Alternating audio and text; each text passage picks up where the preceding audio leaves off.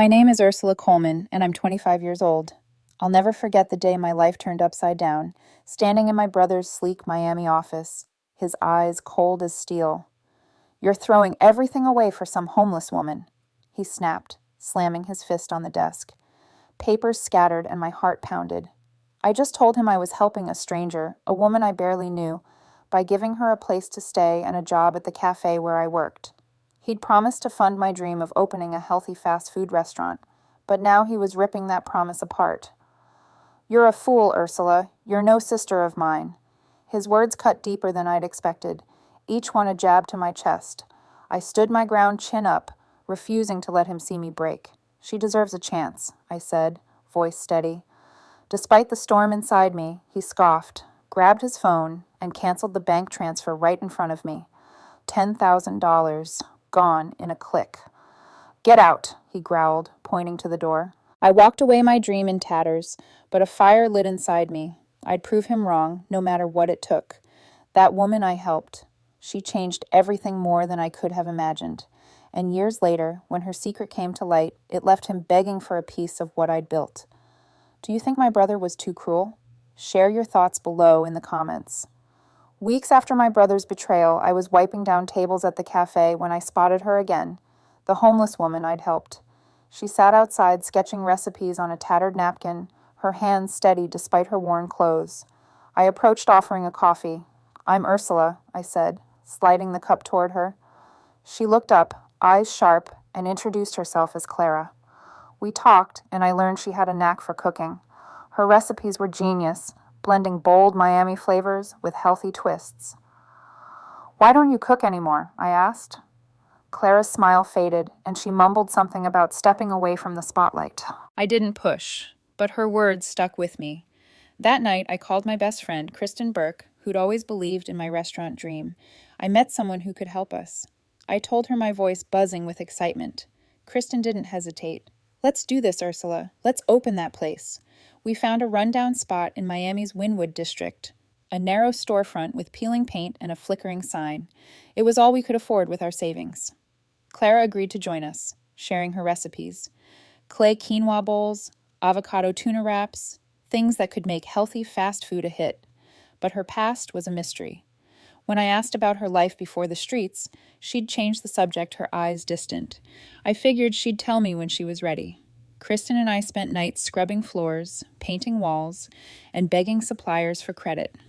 The equipment was secondhand, the budget was tight, and every step felt like a gamble. I poured my heart into those recipes, tweaking them under Clara's guidance, her quiet confidence pushing me forward. She'd hover over the stove, adjusting spices with a precision that felt almost professional. But she never bragged. Money was the real problem. Our savings dried up fast, and suppliers started calling, demanding payments we didn't have. I swallowed my pride and called my mom. "I need help," I said, explaining the restaurant. Her voice was soft but hesitant. "Ursula, I can lend you $5,000, but you know I believe in your brother's judgment." My stomach twisted. She was still on his side, still thought I was chasing a pipe dream. The loan barely covered a month's rent, and I hung up, feeling more alone than ever. The community didn't make it easier. Locals whispered about our fancy health food, skeptical it would last in a city of burgers and tacos. Some even questioned Clara's presence, muttering about that homeless woman in our kitchen. I overheard a customer at the cafe say, "Who trusts a cook like that?" I clenched my fists, wanting to scream that Clara's talent was the heart of our menu. Kristen kept me grounded. One night, as we unpacked a delivery of mismatched plates, she grabbed my shoulders. "We're doing this for us." "Not them," she said. I nodded, but the doubts crept in. Could we really pull this off? Clara caught me staring at a stack of unpaid bills and sat me down. "You've got fire, Ursula," she said, her voice firm. "I've seen people try and fail, but you're different. Don't let them dim that." Her words hit hard, and I realized she wasn't just talking about cooking. There was something bigger behind her eyes, something she wasn't ready to share. I didn't know it then, but Clara's belief in me was about to change everything. We pushed forward, working late into the night, perfecting every dish. Clara's recipes were our secret weapon, but the whispers and bills kept piling up. I lay awake at night wondering if I'd made a mistake, if my brother was right. But every time I saw Clara in the kitchen, her hands moving like she was born for it, I knew I couldn't give up. Not on her, not on Kristen, not on myself. The real test was coming, and I had no idea how much it would cost us. The next morning, a delivery truck pulled up with our first big order of ingredients. The delivery truck roared away, leaving crates of fresh kale and quinoa stacked outside our Windwood storefront. Our house was officially open, and my heart raced as the first customers trickled in. I stood behind the counter, watching a young couple bite into Clara's avocado tuna wraps, their eyes lighting up. "This is unreal," the guy said, nudging his girlfriend. I grinned, but my nerves were still on edge. Kristen buzzed around taking orders, her energy infectious. Clara stayed in the kitchen, her hands a blur as she plated orders with precision. We'd done it. Our healthy fast food dream was alive in Miami's food scene. But every order felt like a test. Every customer a chance to prove we belonged. 2 weeks later, a woman in a sharp blazer walked in her notebook in hand. She introduced herself as Susan Marsh, a food critic for Miami Bites. My stomach flipped. Her reviews could make or break us. She ordered a kale quinoa bowl and sat quietly scribbling notes. I hovered near the kitchen, whispering to Clara, "This is big. We can't mess it up." Clara just nodded, her focus unbreakable as she drizzled a citrus vinaigrette. When Susan took her first bite, she paused, then smiled. "This is bold," she said, locking eyes with me. "You're onto something here." By the next morning, her review hit the internet, calling our food a game-sure. In Miami's fast food scene, orders poured in, and our tiny dining area was packed for the first time. Kristen high-fived me behind the counter, her voice a squeal. "We're actually doing this." Ursula Susan didn't stop at the review. She emailed me a week later inviting our restaurant to the Miami Food Festival, a huge event showcasing the city's best eateries. "Your fresh take deserves a spotlight," she wrote. I read the email aloud to Kristen and Clara, my hands shaking. This was our shot to go big, to show Miami we weren't just a flash in the pan. But the festival was only a month away, and we barely had enough staff or supplies to keep up with our current demand. Kristen grabbed a notepad, already planning. "We'll need a bigger menu, more hands, everything," she said. Clara chimed in, suggesting a new dish, a spicy mango chicken wrap to wow the crowd. I felt a surge of hope, but it didn't last long. Whispers started creeping in quiet at first, then louder. Customers began asking strange questions. "Is your chicken really organic one?" Woman demanded, her brow furrowed. "I heard you cut corners on ingredients." My jaw dropped. I'd spent hours vetting suppliers to ensure quality. Kristen overheard another table muttering about cheap produce and shot me a worried look. It didn't take long to figure out the source. My brother had been talking, spreading lies about our ingredients to his industry contacts. A supplier tipped me off, saying he'd heard my brother at a networking event claiming our restaurant was a scam that wouldn't last. My blood boiled. He wasn't just cutting me off. He was trying to bury us. I confronted Kristen and Clara in the kitchen after closing my voice tight. "He's sabotaging us," I said, slamming a dish towel on the counter. Christine's eyes narrowed. "He's scared you're going to outshine him," she said, her tone fierce. Clara stayed quiet, but her jaw clenched like she knew more than she was letting on. I didn't push her. There was no time. The festival was our chance to prove him wrong, and we threw ourselves into prep. Kristen trained 2 new part-timers, teaching them to handle the rush. I stayed up late perfecting the menu with Clara, who tweaked recipes like a master. We stretched our budget to buy extra ingredients, skipping sleep to practice plating. Every night I checked our online reviews, wincing at new comments echoing my brother's lies. "Overpriced and sketchy," one read. Each word felt like a punch, but I refused to let it stop me. The festival loomed closer and the pressure mounted. We were betting everything on this, our reputation, our dream. Kristen kept us focused, cracking jokes to ease the tension, but I could see the worry in her eyes. Clara worked harder than anyone, her hands steady even as orders piled up. I caught her staring at a photo of the festival's logo one night, her expression unreadable. You okay? I asked. She nodded, but something in her eyes told me she was holding back. I didn't know what, but I trusted her. We had to make this work, no matter what my brother threw at us. A week before the festival, Kristen burst through the door, waving her phone, her eyes wide with excitement. Tara's throwing her birthday party this weekend, she said, scrolling through a text. She wants us there, says it's a big deal. I nodded, but my stomach twisted. My cousin's parties always drew family, and that meant facing my brother. I hadn't seen him since he spread lies about our restaurant's ingredients, but Tara was family, and I wouldn't let him keep me away. We're going, I told Kristen, forcing confidence into my voice. She grinned already, planning our outfits. The party was at a rooftop venue in downtown Miami, packed with string lights and industry folks from the food scene.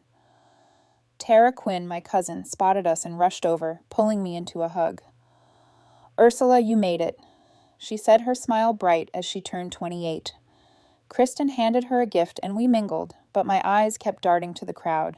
I spotted my brother by the bar, laughing with a guy in a tailored suit. Kristen nudged me.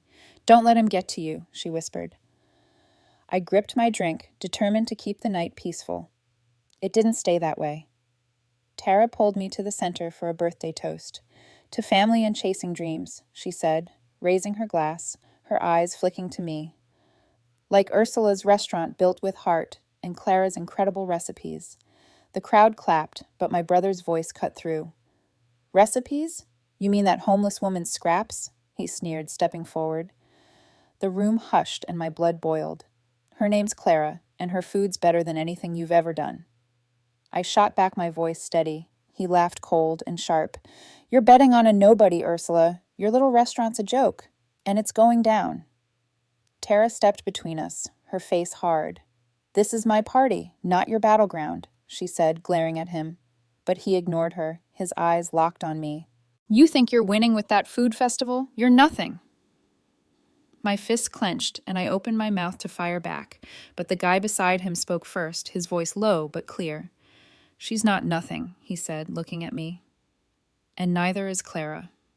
I froze. He introduced himself as Derek Lane, my brother's colleague from his restaurant chain. His face looked familiar, and the way he said Clara's name sent a chill down my spine. I stared at Derek, my mind racing. What do you know about Clara? I asked, my voice sharp. The crowd leaned in, sensing the tension. Derek hesitated, glancing at my brother, who shot him a warning look. But then Derek straightened his jaw set.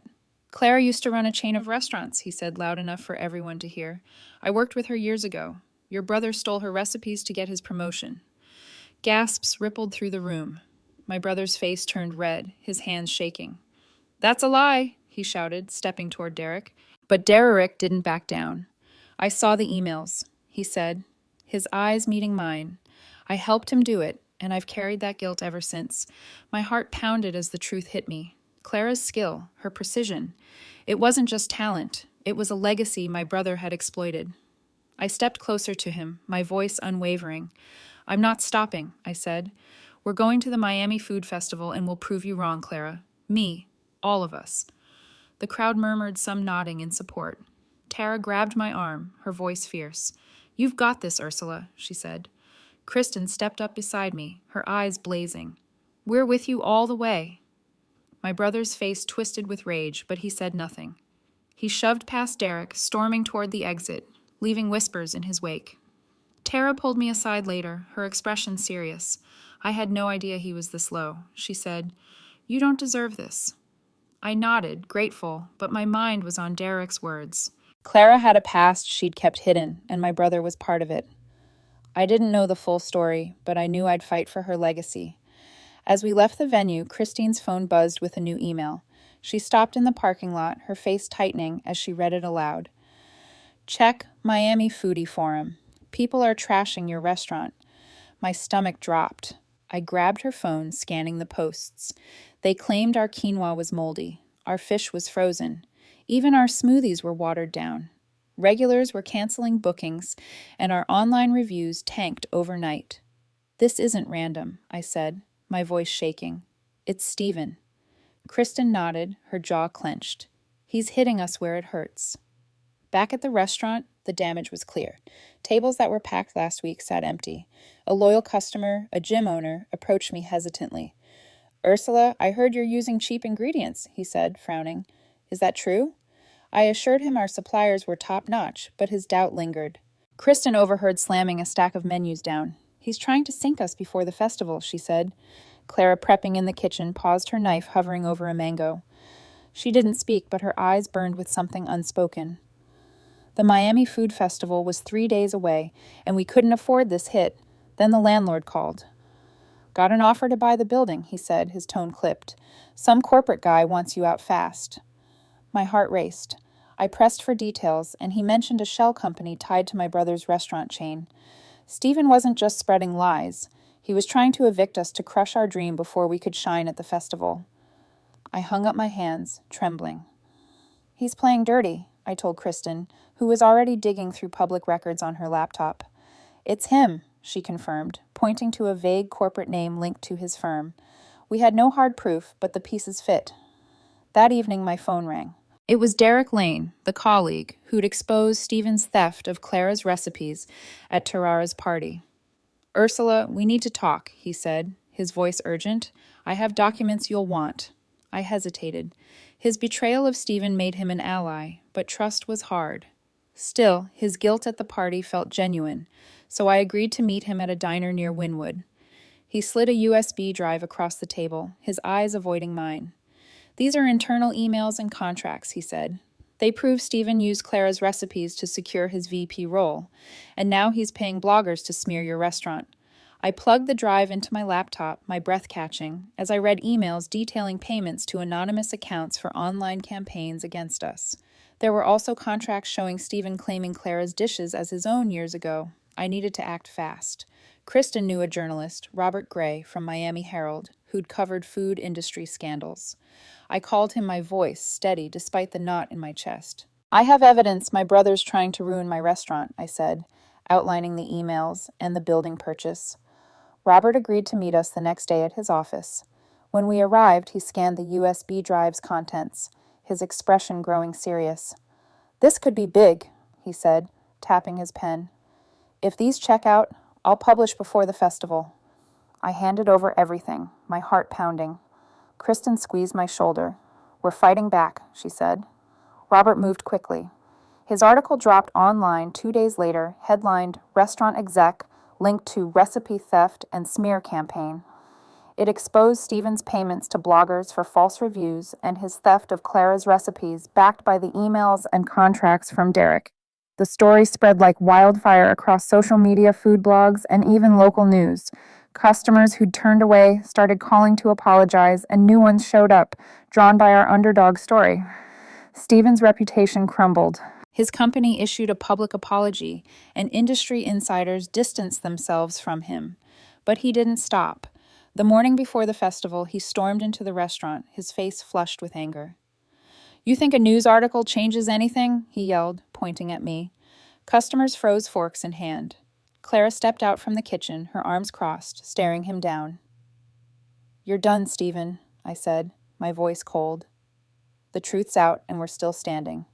He scoffed, but his eyes darted nervously. "You'll fail," he spat, shoving the door open as he left.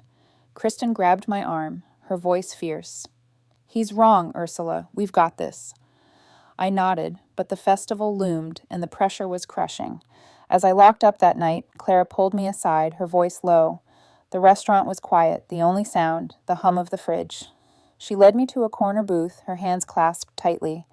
"Ursula, there's something I need to tell you," she said, her eyes searching mine. I sat down, my heart racing. Clara had always been private, her past a mystery beyond the recipes she'd shared. After Derek's revelation at Tarara's party, I knew there was more to her story, but I wasn't prepared for what came next. I wasn't always like this. Clara began, her voice, steady but soft. 20 years ago, I owned a chain of restaurants, Newman's Bistro. They were the talk of Miami, built on my recipes. She paused, her fingers tracing the edge of the table. "I lost everything when your brother stole my work. He was my business partner then, and I trusted him. When I hit hard times, he took my recipes, my brand, and left me with nothing." My jaw dropped. The weight of Derek's words at the party hit harder now. Clara wasn't just a talented cook. She'd been a pioneer betrayed by Stephen. I reached for her hand, my voice shaking. "Why didn't you tell me?" Clara smiled faintly, her eyes glistening. "You gave me a chance when no one else would," she said.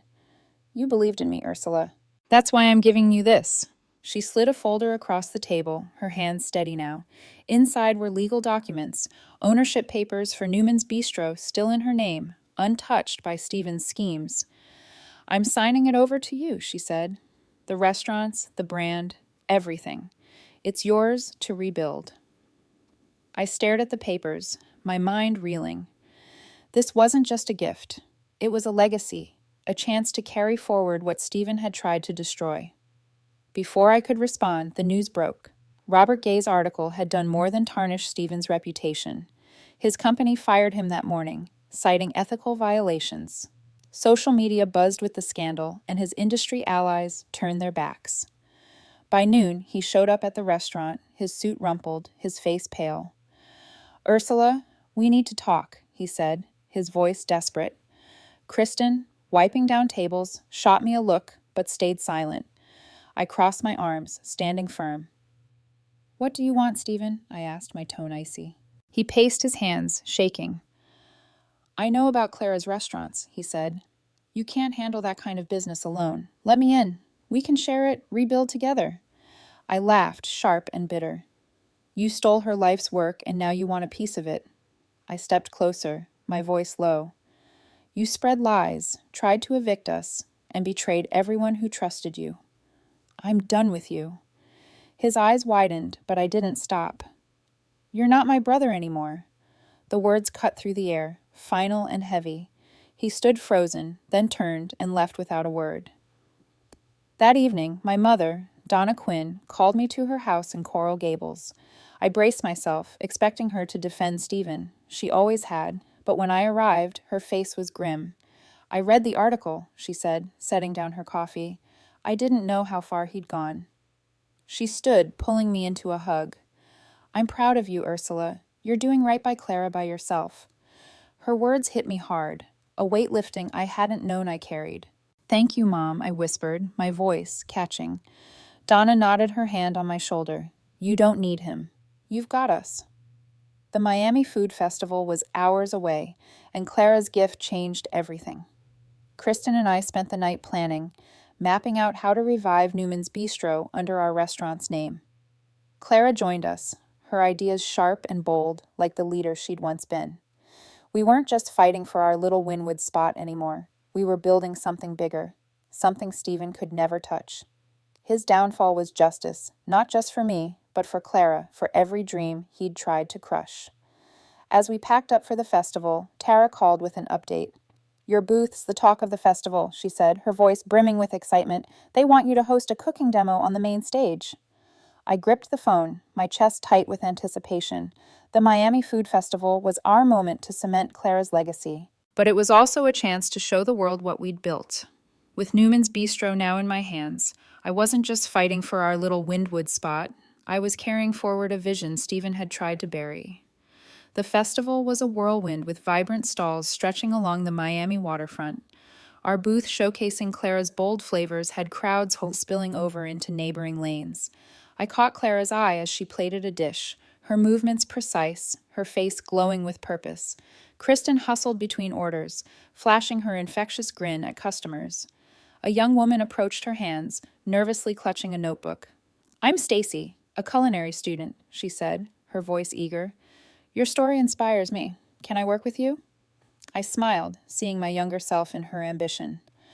"Come by Monday," I told her already, picturing her in our kitchen. The festival's success propelled us forward.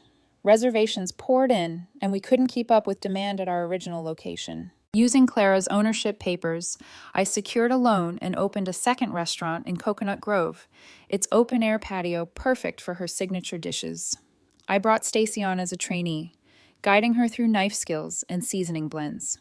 "It's about more than food," I said one afternoon as we chopped herbs side by side.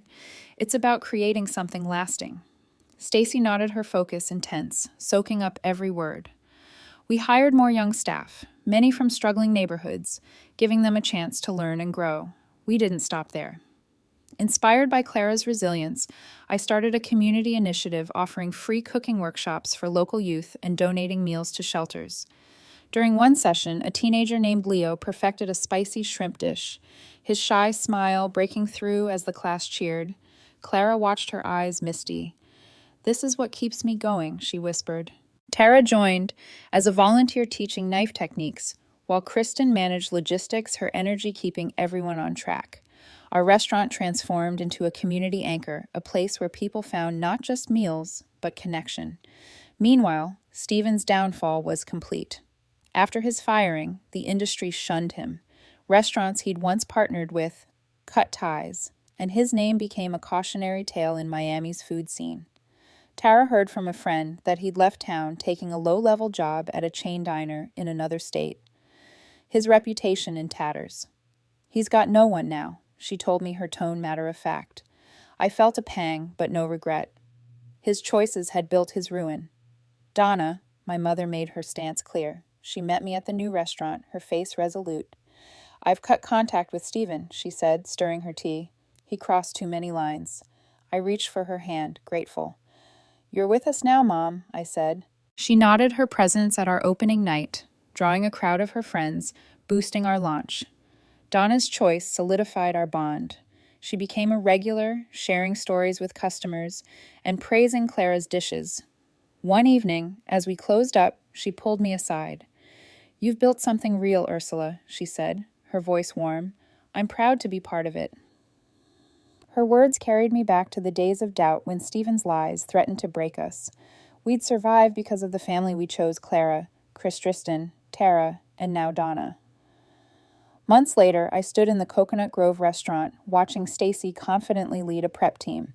Clara mentored a new hire, her laughter echoing through the kitchen. Kristen waved a glowing review from a food critic, calling us Miami's heart and soul.